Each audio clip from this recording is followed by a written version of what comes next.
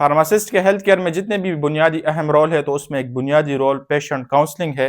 Patient counselling इसे बोलते हैं कि एक मरीज़ जब फार्मेसी में आता है, दवाई लेता है, तो उसको उस दवाई के बारे में मुकम्मल मालूमात फ़राहम की जाए, उसको लेना कैसे है, उसका तरीका क्या होगा, उसका इस्तेमाल क्या होगा, इन सब चीज़ों के बारे में जब मालूमात एक पेशेंट को फार्मासिस्ट देता है, तो इसको बोला जाता है पेशेंट काउंसलिंग। लेकिन बदकिस्मती से पाकिस्तान में सबसे पहले तो फार्मेसी पर फार्मासिस्ट मौजूद नहीं होता, तो वो पेशेंट काउंसलिंग क्या करेगा।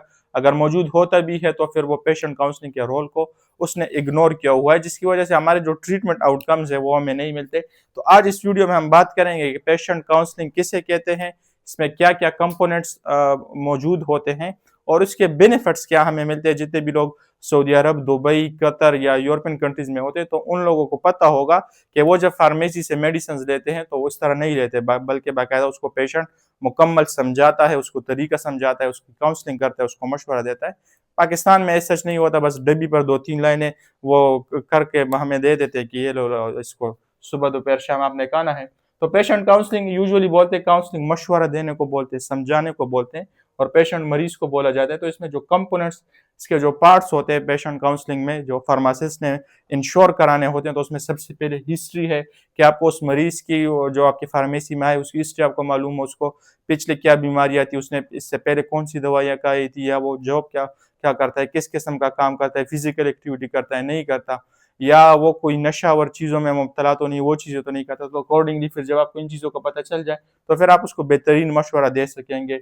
मेडिसिन इन्फॉर्मेशन, जो मेडिसिन उसने डॉक्टर ने उसे लिख कर दी होती हैं, तो उसके बारे में उसको मुकम्मल समझा सके कि ये दवाई इसलिए आपको दी गई है, ये इस चीज़ में काम करती है और इसका ये काम होता है हमारे जिस्म में। तो इस हवाले से भी आप उस पेशेंट को समझा सकते हो। उससे क्या होगा, उसका बिलीफ बढ़ेगा, दवाई पर उसका यकीन बढ़ेगा। हाँ, बिल्कुल मुझे तो मैदे में ज़ख्म था और मुझे जो दवाई भी डॉक्टर ने दी है तो वो मैदे के लिए दी है। तो इससे उस पेशेंट का बिलीफ बढ़ेगा और बिलीफ बढ़ने से उसके रिज़ल्ट फिर अच्छा आता है। आप इसको इंस्ट्रक्शंस फॉर यूज़ दे सकते हो कि इसको आपने इस्तेमाल कैसे करना है, सुबह इस्तेमाल करना है या शाम को करना है या दिन को करना है, पानी के साथ खाना है या दूध के साथ लेना है, एम्प्टी स्टमक लेना है, खाली मैदे पर लेना है या खाने के बाद लेना है।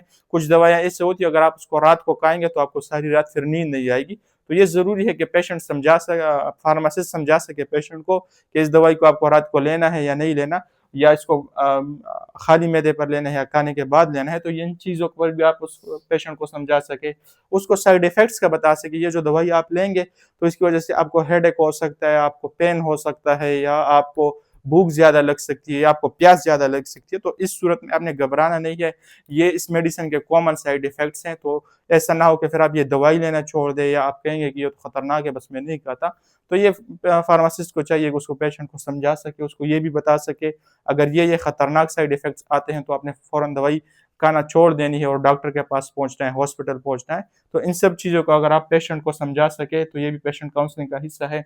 स्टोरेज इंस्ट्रक्शंस उसे देनी है कि उसको कहाँ पर घर में जाकर स्टोर करना है, किस जगह पर करना है। अगर वो इंसुलिन लेकर चला गया हो या वैक्सीन लेकर चला गया और उसने घर में अलमारी में रख दिया है कमरे में, तो वो इंसुलिन या वैक्सीन तो 4-5 घंटे बाद खराब हो जाएगी।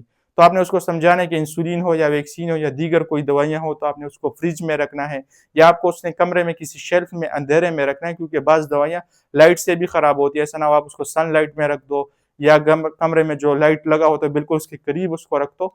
तो ये स्टोरेज इंस्ट्रक्शंस भी आप उसको दे सको, या लाइफस्टाइल मॉडिफिकेशंस के बारे में बताओ कि अगर उसको शुगर है, डायबिटीज़ है, या वो हाइपरटेंशन, ब्लड प्रेशर का पेशेंट है, तो आप उसको समझा सको कि आप खाना कम खाया करो, चीनी वगैरह कम कर लो अपने खाने में, या एक्सरसाइज़ और डाइट ये चीज़ें करो।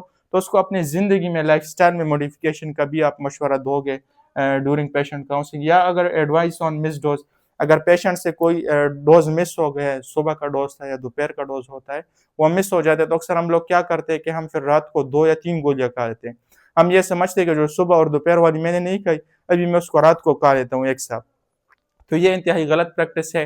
पेशेंट को, फार्मासिस्ट को चाहिए कि वो पेशेंट को समझा सके कि ड्यूरिंग द ट्रीटमेंट अगर आपसे कोई डोज़ मिस हो जाता है तो उसके लिए फिर आपने क्या करना होता है। तो ये भी उस कम part of the patient counselling है। जो बेनिफिट्स इसके हमें मिलते हैं, तो बेटर ट्रीटमेंट आउटकम्स मिलते हैं, ट्रीटमेंट हमारा उसका रिज़ल्ट, उसके नताइज ज़्यादा अच्छे आते हैं।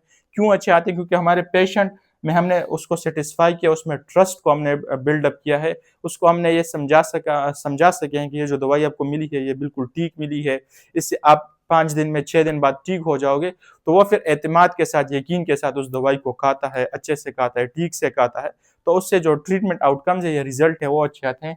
Reduce side effects and medication errors, जो मेडिकेशन एरर्स को बोला जाता है कि वो दवाई पानी के साथ खानी और आप उसको दूध के साथ खाओ, जिस तरह काफ़ी ज़्यादा एंटीबायोटिक्स है, अगर आप उसको दूध के साथ खाओगे, तो उसका कोई इफ़ेक्ट फिर हमें नहीं मिलता, उसके नतीजा हमें नहीं मिलता। तो ये मेडिकेशन एरर्स को कम करता है, उसके साइड इफ़ेक्ट्स को कम करता है। साइड इफ़ेक्ट्स को ऐसे कम करता है कि जब हम दवाई ठीक तरीके से, ठीक वक़्त पर इस्तेमाल करते हैं, तो उसके साइड इफ़ेक्ट्स सबसे कम हमें आते हैं।